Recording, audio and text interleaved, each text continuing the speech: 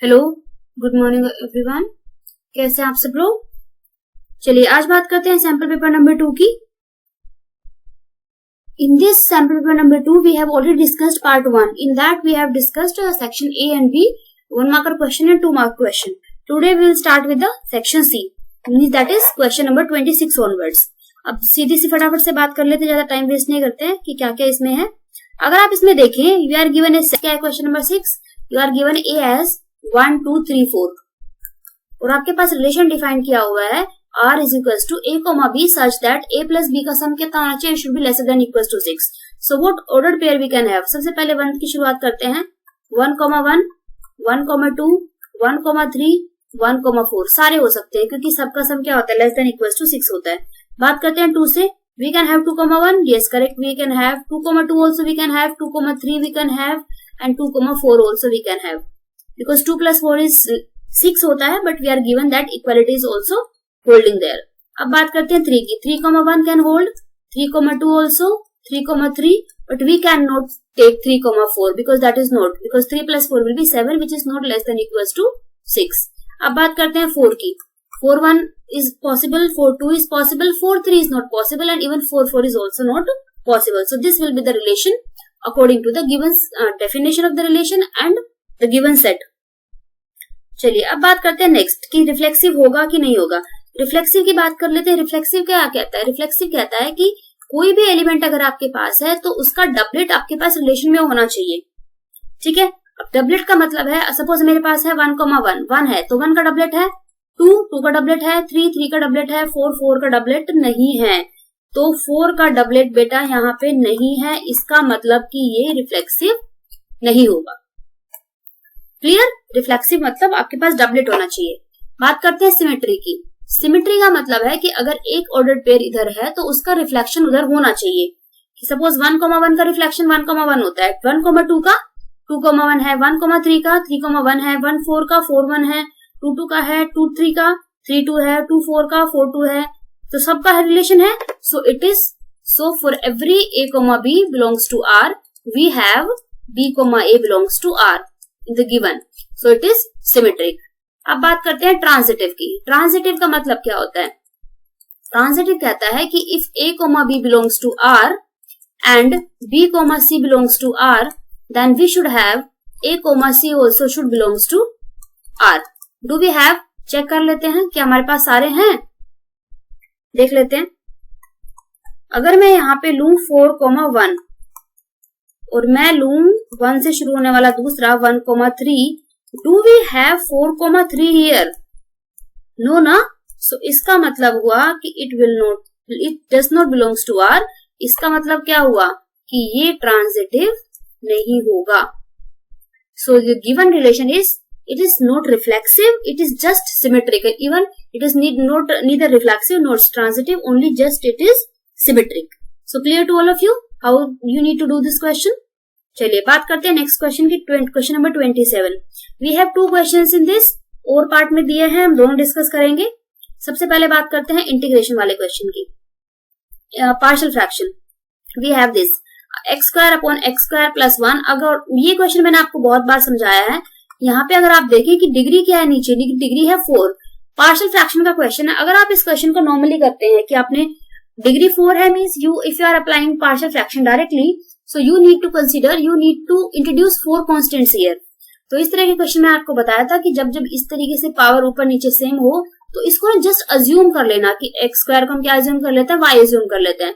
तो हमारा जो क्वेश्चन बन जाएगा that will become integral of y of, सिर्फ अज्यूम करने के लिए, इंटीग्रल भी नहीं लिखना, सिर्फ अज्यूम करने के लिए we can write it y upon y plus 1 and y plus 2, sorry y plus 4। इसको आपने सिर्फ इतना लिख लेना है। उससे क्या होगा, आपको ना इंट्रोड्यूस, जो कॉन्स्टेंट इंट्रोड्यूस करेंगे आप, वो ना बहुत लाइक 2 ही करने पड़ेंगे, 4 नहीं करने पड़ेंगे, बिकॉज 4 को फाइंड आउट करना is a difficult task. So we can write it a upon y plus 1 equals to, sorry plus b upon y plus 4। This you can take. Now just try to simplify this.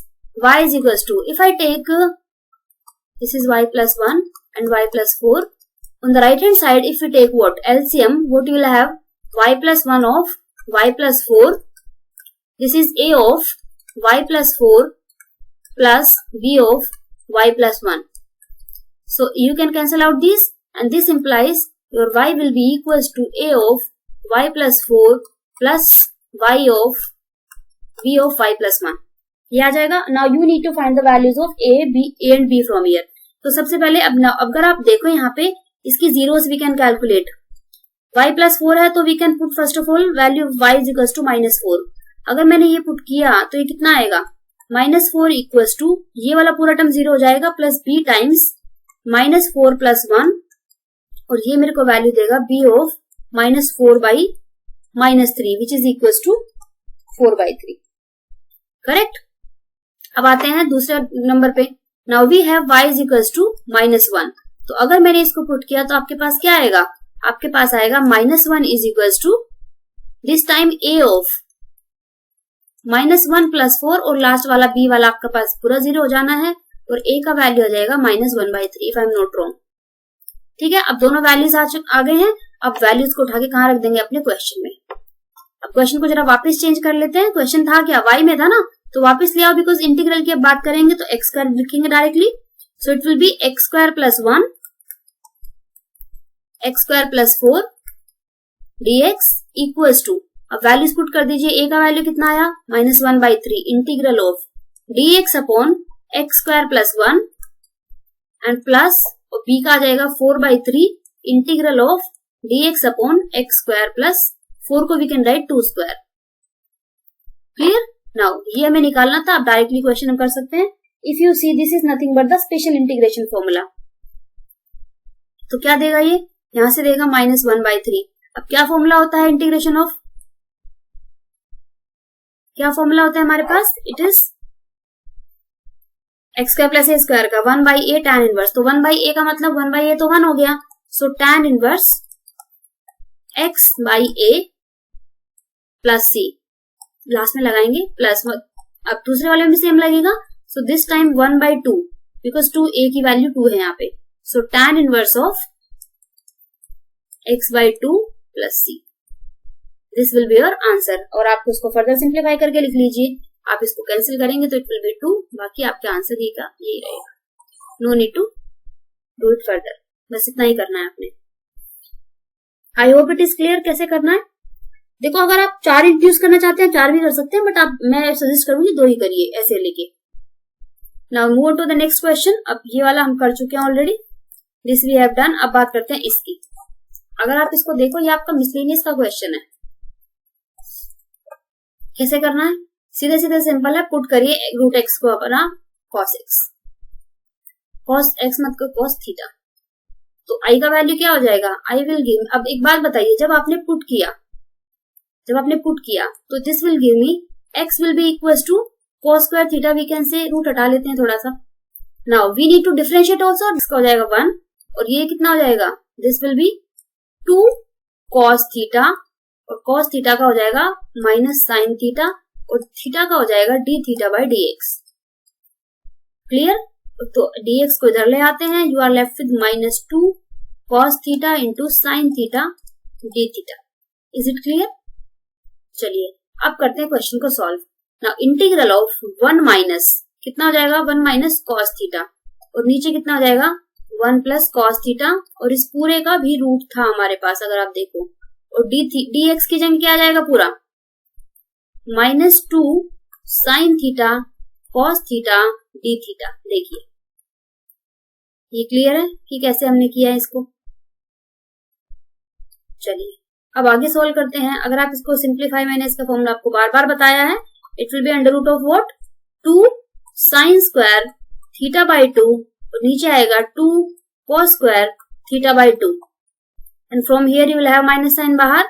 You will have 2 sine theta cos theta d theta. अगर आप इसको simplify करते हैं आपके पास कितना आएगा, इसको सिंप्लीफाई करके sine theta by 2 it will B cos theta by 2. 2 को बाहर ले लेते हैं. Sign theta cos theta d theta. अब आप इसको कैसे सॉल्व करेंगे बताइए. I think you can solve it now. कैसे कर सकते हैं, चलिए इतना आ गया. Now can I leave the question for you. अब आप इसको करेंगे खुद से सॉल्व. ठीक है, दिस इज योर होमवर्क। अब आप इसको खुद से सॉल्व करेंगे और बताएंगे कि आंसर कितना आएगा। मैंने आपको सिंप्लीफाई बता दिया कि कैसे करना है, इसके आगे आपका काम है। इतना इंटीग्रेशन तो आना चाहिए ना आपको ना। चलिए अब बातें करते हैं नेक्स्ट क्वेश्चन की।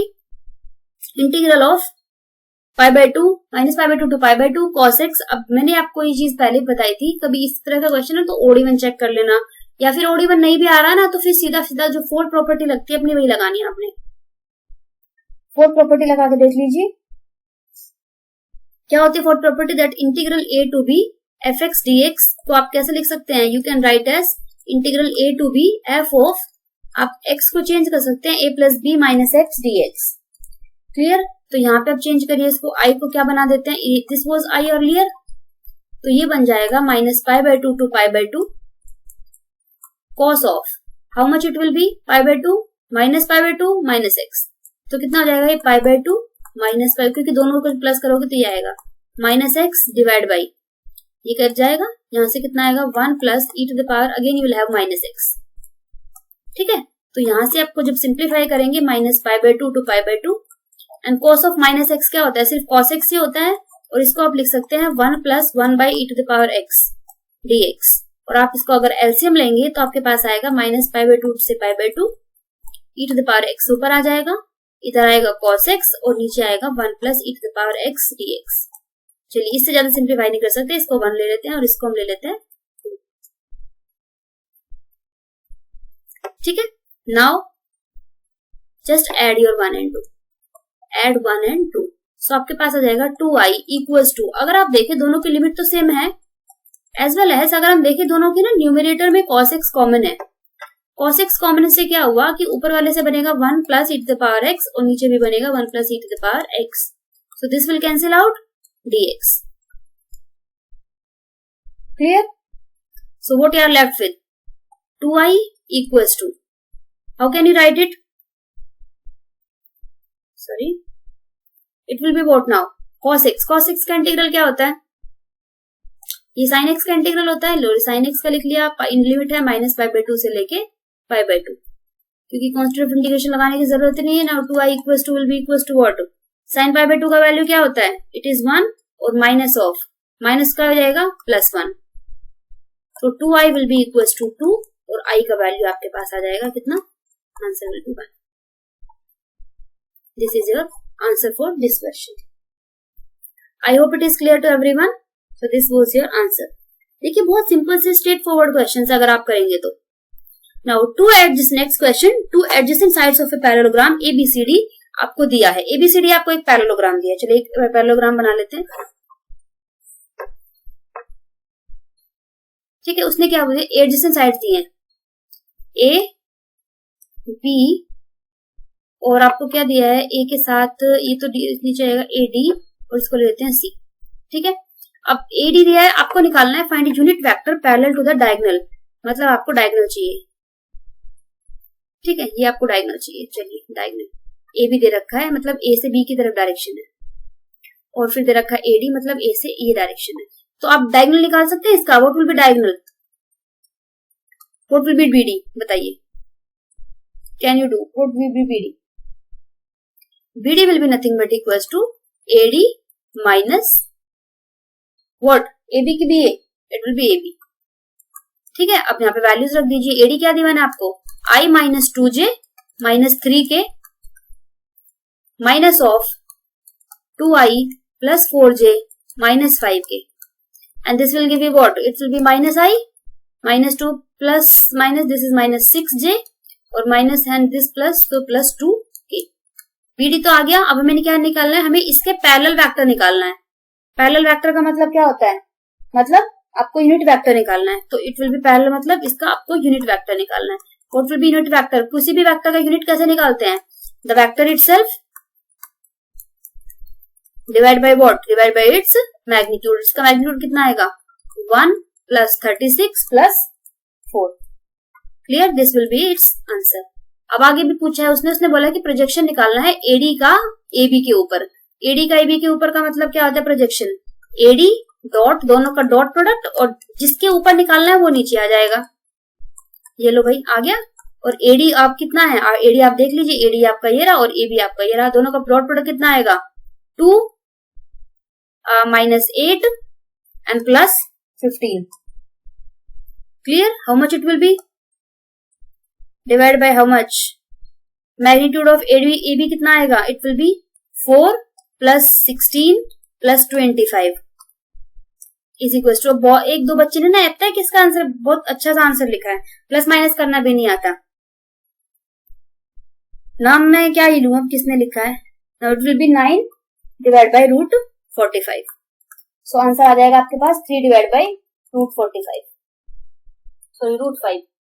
Clear? So this will be answer of this question. बहुत सिंपल सा क्वेश्चन, आप फिगर बनाइए, आपको समझ में आ जाएगा करना क्या है। Now बात करते हैं क्वेश्चन नंबर 30। इसी का और पार्ट में भी आपको एक क्वेश्चन दिया हुआ है, आपको दिए PQR are the vertices of a triangle PQR। चलिए ट्राइंगल बना लेते हैं PQR, ये आपकी ट्राइंगल होगी। This are given PQR। P के वर्टिसेस आपको क्या दिए? 6, 3, 2। आपको Q दिया है 5, 1, 4 और R आपको दिया हुआ है 3, 3 and 5। Find a vector of magnitude 9 which is perpendicular to both QP and QR। एक ऐसा वेक्टर जो QP और QR दोनों के क्या हो? परपेंडिकुलर हो। अब ये बताइए कि कोई QP, पहले तो QP निकाल लेते हैं।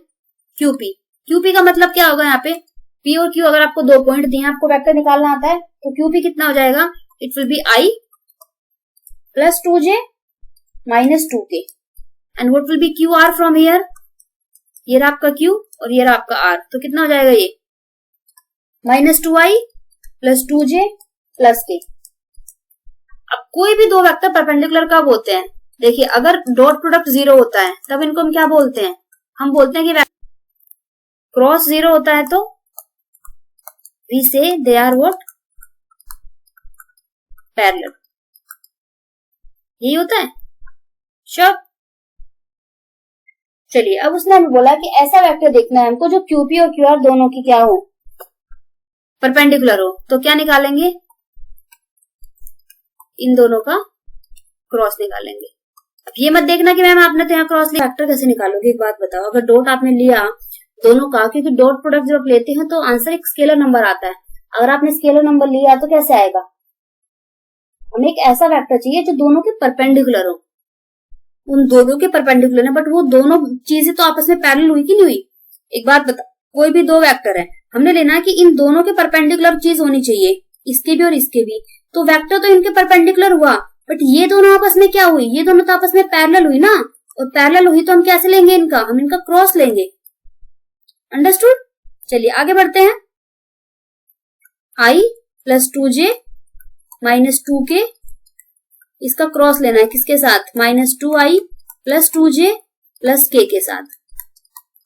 ठीक है, अब जब आप I, J और K ऐसे लिखते हैं, आई होप सबको लेना आता है। -2, इट विल बी -2, 2 and 1, और आपके पास ये आ जाएगा मेरे हिसाब से 2 + 4 6 प्लस 3J प्लस 6K, ये आ जाएगा आपके पास। तो इट will B 6I plus 3J plus 6K।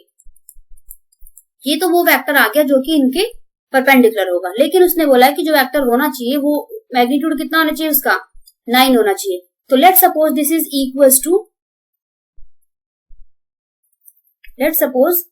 Equals to some vector A।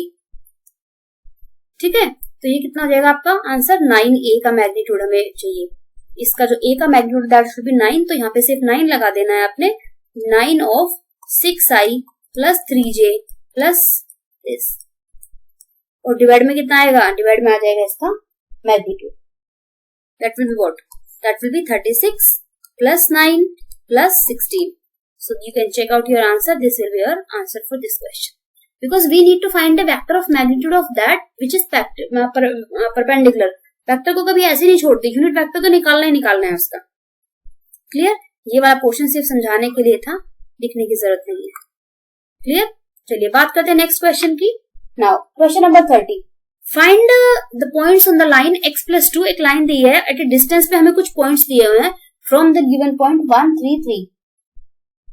चलिए अब एक बात बताइए, अगर हमें कोई पॉइंट दिया हुआ है, कोई हमें लाइन दी है, सॉरी ये लाइन दी है, तो can we find the general point? Let general points on the line, general points on given line. क्या हो जाएंगे, क्या होंगे गिवन पॉइंट्स? सपोज मैं इसको लैम्डा के इक्वल ले लूं तो कितना आ जाएंगे x की value? It will B 3 lambda minus 2, y will be 2 lambda minus 1 and that will be 2 lambda plus 3। तो ये हो गए जनरल पॉइंट। ठीक है, उसने क्या बोला था हमारे पास, अगर हम फिगर ड्रॉ करें, फिगर हमेशा बनाने की कोशिश करिए। एक लाइन है, find the points on the line at A distance of 5 unit. यहाँ पे ना एक यूनिट दिया है 5 यूनिट्स और यहाँ पे क्या दिया है 1 3 3, कुछ इस तरीके का पॉइंट है आपके पास।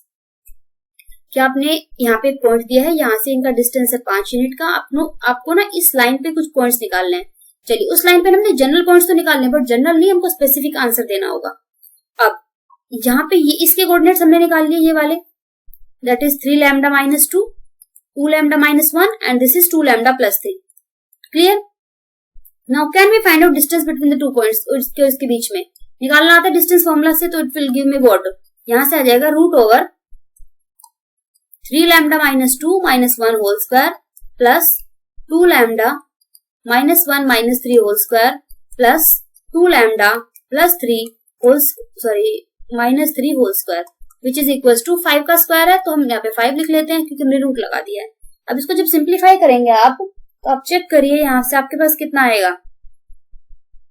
3 lambda minus 3 whole square plus 2 lambda minus 4 whole square and plus 4 lambda square, because ये तो कट जाएगा, equals to 25।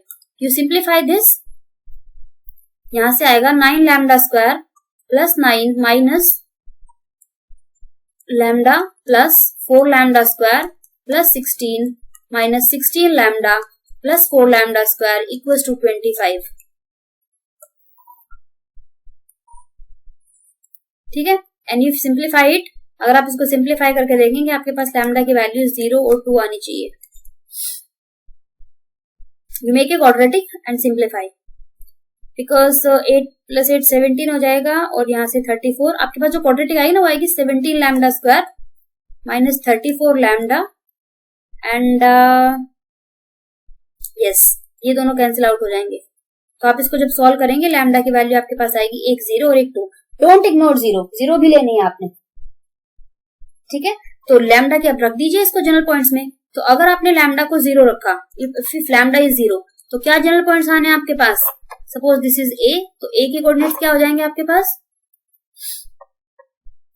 That will be -2, -1 and 3। और अगर लैम्डा आपने 2 रखा, तो कितना आएगा आपके पास? It will be 4, 3 and 7। So this is your answer. And if I'm not wrong, this question earlier also, this type of question we have done earlier also. मुझे भी थोड़ा याद भी आ रहा है। चलिए, अंडरस्टूड। बात करते हैं नेक्स्ट क्वेश्चन की। क्वेश्चन नंबर, इसी का और पार्ट फिर से दिया है। 2 cats are walking along the path R and R, दिया आपको 2। Find the shortest distance between the paths. मैंने आपको पहले बताया था शॉर्टेस्ट डिस्टेंस का क्वेश्चन आता है पेपर में, डायरेक्ट क्वेश्चन आता है। अगर आपको फॉर्मूला याद है, सिर्फ वैल्यूज रख के आंसर देखिए। लेकिन अगर आप यहाँ पे देखो ना, लैम्डा के साथ जो चीज है ये और ये बोथ आर पैरेलल। इसका मतलब यहाँ पे जो फॉर्मूला लगेगा शॉर्टेस्ट डिस्टेंस वाला, वो पैरेलल वाला लगेगा। क्या होता है पैरेलल वाला फॉर्मूला? याद है ना कि A2 minus A1 cross this divide by its magnitude. और डिस्टेंस की बात करें तो पूरे का मैग्नीट्यूड भी आप ले सकते हैं। ठीक है, तो A1 क्या है यहाँ पे? A1 है आपका I प्लस J। A2 क्या है आपका यहाँ पे? 2I plus J minus K। और B कितना है आपका यहाँ पे? B है आपका 2I minus J plus K। Clear? और इसका मैग्नीट्यूड कितना आ जाएगा? मैग्नीट्यूड आ जाएगा इसका 4 प्लस 1 प्लस 1। जरूरत है करवाने की? बताइए, अब जरूरत है करवाने की? फॉर्मूले में वैल्यू डालिए, आंसर निकालिए। क्लियर? करिए अपने आप। Now move on to the next question. Solving the LPP. This is very very easy question. बहुत easy simple question था। सब लोगों ने मैक्सिमम ठीक ही किया है। So I'm not going to solve this question. ये आप खुद से करेंगे। बहुत linear constraints नहीं है, बहुत सिंपल क्वेश्चन है। मैक्सिमाइज करिए। Now सेक्शन डी की बात अगर हम करें, यहाँ पे हमारे पास है A B हमें निकालना है। We are given A 2A plus 3B। अगर आप इसको देखा ना, एक नॉर्मल क्वेश्चन है, जैसे कि equation x plus y equal to something का होता है और x minus y equal to something का होता है। आपको x और y की वैल्यूज निकालनी होती हैं। तो from here you can definitely find value of a and b. लेकिन जो कराने लायक है वो मैं कराऊंगी, जो नहीं जरूरत है कराने की दैट यू कैन डू। तो ए और बी आप इजिली निकाल सकते हैं, like linear equations you solve. उसके बाद उसने बोला कि ए बी का इनवर्स निकालिए। ए बी का इनवर्स निकालने के लिए आपको सबसे पहले ए बी निकालना पड़ेगा, ठीक है। मान लिया उसको सी ले लिया, अब सी का इनवर्स कैसे निकालेंगे? सी का इनवर्स आपको आता है 1 by determinant of that and adjoint of C, ठीक है। चलिए अच्छी बात है, ये बहुत सी सिंपल सी चीज है जिसको आप धीरे से आराम से कर सकते हैं। तो ये क्वेश्चन बहुत इजी है, बहुत सिंपल है, 5 मार्क का क्वेश्चन था, it should be correct in your exams. चलिए नेक्स्ट क्वेश्चन की बात करते हैं। Check the quantity and differentiability of the function. ये क्वेश्चन अच्छा है। अब देखो मैंने आपको पहले भी बोला था, whenever you are having the mode function try to like redefine your function. Redefine करने के भी नंबर मिलते हैं फंक्शन में, याद रखिएगा। तो हमें किस पे चेक करनी डिफरेंशिएबिलिटी और क्वांटिटी? 0 पे चेक करनी। तो पहले फंक्शन को रीडिफाइन कर लेते हैं। देखिए अब मैं सबसे पहले लेती हूँ values which are greater than 0। Greater than 0 का केस है क्योंकि मोडलेस लेस देन पे ले लेते हैं, पहले सीक्वेंस वाइज लेते हैं। लेस देन 0, फिर 0 से x पे और फिर x ग्रेटर देन 1 पे। चलिए सीक्वेंस में चलते हैं क्योंकि हमें 1 अगर हम देखें तो यहाँ पे 2 पॉइंट है, एक 0 है और एक 1 है। तो 0 से छोटे ले लिए, 0 और 1 के बीच में ले लिए और 1 से बड़े ले लिए, ठीक है। चलिए अब अगर मैंने लेस देन 0 लिया, लेस देन 0 का मतलब ये क्या देगा मुझे? यहाँ से देगा -x और यहाँ से भी क्या देगा? Minus of x minus of +1, minus minus plus हो जाएगा तो ये देगा। दूसरी बात, अगर इन दोनों के बीच में पॉइंट लेती हूँ तो क्या देगा? यहाँ से 0 और अगर इसके बीच में पॉइंट लिया मैंने, देखो इक्वालिटी ली है। इक्वालिटी अगर मैंने सपोज 0 लिया, अगर सपोज यहाँ पे मैंने 0 लिया तो ये पूरा 0 देके यहाँ से +1 आंसर देगा। लेकिन अगर 1 लिया तो ये 1 देगा, ये 0 का आंसर देगा। अल्टीमेटली आंसर 1 आने वाला दोनों केसेस में। बात समझ में आई? अगर मैंने यहाँ पे जैसे इक्वालिटी 0 है और 1 पे इक्वालिटी है, तो अगर मैंने 0 लिया तो ये वाला पूरा 0 होके और ये 0 माइनस 1 मॉडुलस के साथ 1 देगा, ठीक है। लेकिन अगर मैं 1 लेती हूँ तो 1 के साथ ये तो 1 देगा प्लस ये 0 देगा, तो दोनों केसेस में 1 ही आंसर आ रहा है, ठीक है। अब बात करते हैं ग्रेटर देन 1 पे। ग्रेटर देन 1 पे कितना देगा? x हमारा क्या हो जाएगा? पॉजिटिव हो जाएगा और इधर से भी क्या हो जाएगा? पॉजिटिव हो जाएगा। So this is how you will redefine your function first of all. तो रीडिफाइन कैसे हुआ फंक्शन? -2x + 1 कब हुआ ये? When x is lesser than 0। 1 हुआ when this is lying in between 0 and 1 including those points, and it is 2x - 1 when it is x greater than 1। हो गया। अब बात करते हैं किसकी? कॉन्टिन्यूटी की। फर्स्ट ऑफ ऑल कॉन्टिन्यूटी किस पे चेक करनी है? सिर्फ x = 0 पे चेक करनी है। इसका मतलब हमारा काम सिर्फ LHL और RHL से चल जाएगा, बाकी कहीं चेक करने की जरूरत नहीं है। LHL का मतलब limit x tends to 0 minus, और यहाँ पे limit x tends to 0 plus. 0 plus 0 minus में कौन सा फंक्शन आना चाहिए? देख के बताइए। इट विल बी -2x + 1, और 0 प्लस में कौन सा आना चाहिए? 1 आना चाहिए, ठीक है। अब यहाँ पे 0 पुट करिए 1 आ रहा है, और यहाँ पे पुट करिए 1 आ रहा है। Are we having the function continuous? Yes, we are having the function continuous because दोनों पे क्या है? फंक्शन सेम है, और this is also equals to f of 0 also. तो LHL equals to RHL equals to f0, तो function हमारा क्या है? ये फंक्शन जी हमारा continuous होगा। क्लियर से बात? अब बात करते हैं किसकी? अब बात कर लेते हैं जरा किसकी? डिफरेंशिएबिलिटी की। डिफरेंशिएबिलिटी मैंने आपको सिखाई है कैसे करना है। आप LHD चेक करिए और RHD चेक करिए। किस पे चेक करना है? फिर से हमने RHD फिर से हमने चेक करना है 0 पे। So limit x tends to 0 minus, और यहाँ पे भी limit x tends to 0 plus. क्या फंक्शन का वैल्यू होता है हमारा? f of x होता है माइनस f of 0 लेते हैं, और डिवाइड में नीचे x आएगा। x - 0 आता है हालांकि, चलो लिख लेते हैं। और यहाँ पे भी सेम कॉमा लगा के f of x minus f of 0 divide by x - 0। चलिए अगर हम 0 माइनस की केस कंसीडर करें तो fx 0 में कौन सा fx लेना चाहिए हमको? बोलिए। Limit x tending to 0 minus, यहाँ पे क्या आना चाहिए? इट विल बी -2x + 1, अभी तो लिए थोड़ी देर पहले। और f of 0 में क्या आएगा? -1 आएगा, डिवाइड बाई x - 1, ठीक है। इसको जरा सिंप्लीफाई करेंगे तो कितना आएगा? ठीक है। और यहां से बात करते हैं हम नेक्स्ट वाले की। इधर limit x tending to 0 plus, यहाँ पे 0 प्लस में कौन सा आ रहा है? 1 -1 डिवाइड बाई x - 0, तो कितना आया? 0 डिवाइड बाई x, और 0 divide by anything is what? Answer is what? 0, ठीक है। और यहाँ की अगर बात करें, यहाँ से हमारे पास आ रहा है -2x divide by x - 1। Sorry मैंने ये गलत लिख दिया, इट इज x माइनस 0। तो यहाँ से आ गया और यहाँ से ये कट जाएगा और आंसर कितना आएगा -2। तो LHD से हमारा कितना आ रहा है -2 आ रहा है और RHD से कितना आ रहा है हमारा 0 आ रहा है। So are we having the same? No, LHD is not equal to RHD।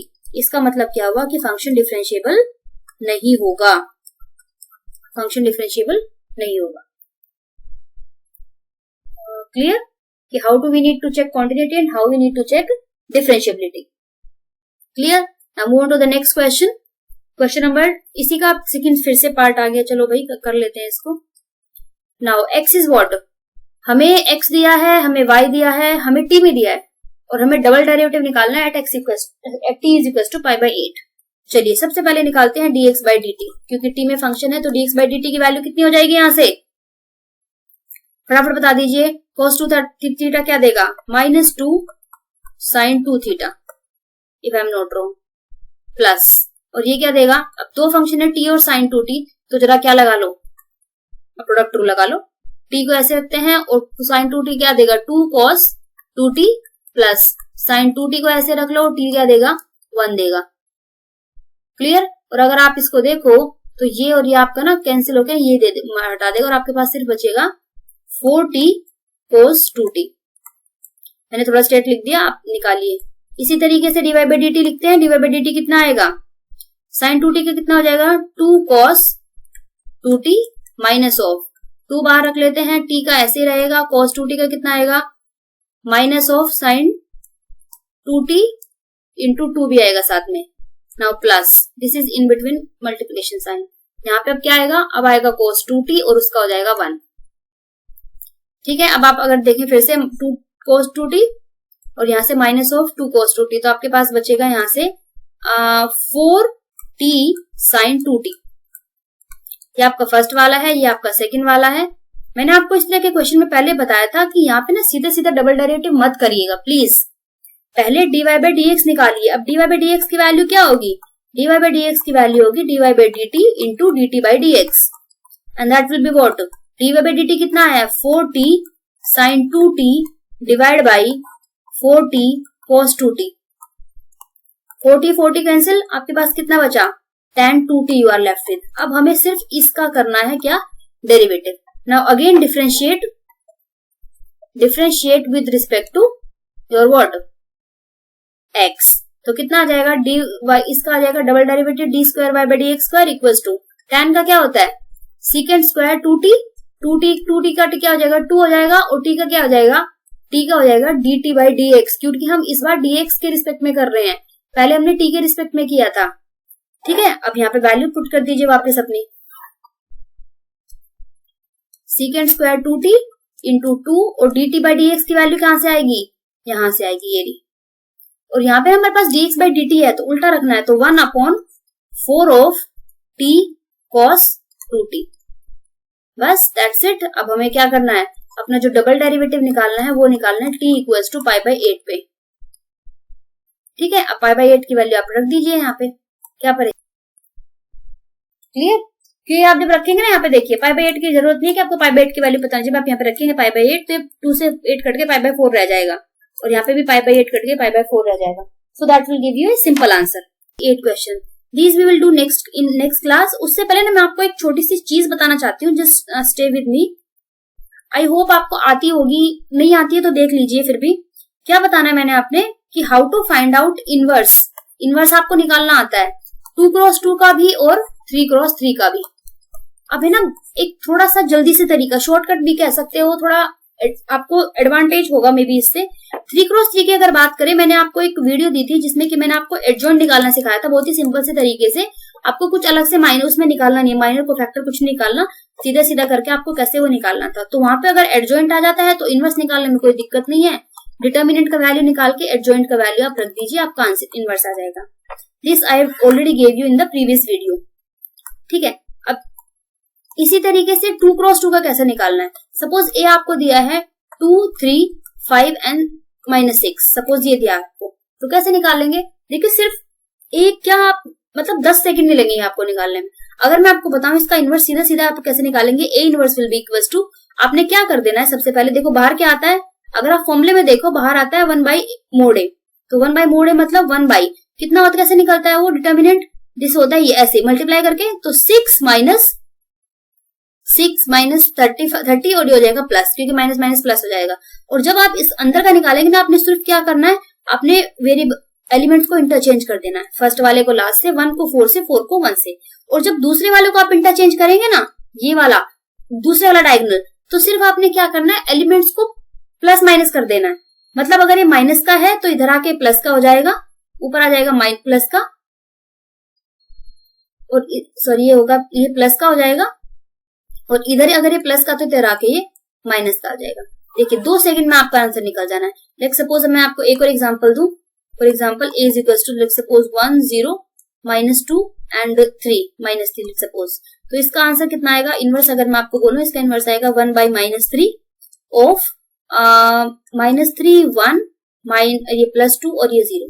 देखिए देखते ही आंसर आप निकाल देंगे कि how to find out inverse of the matrix.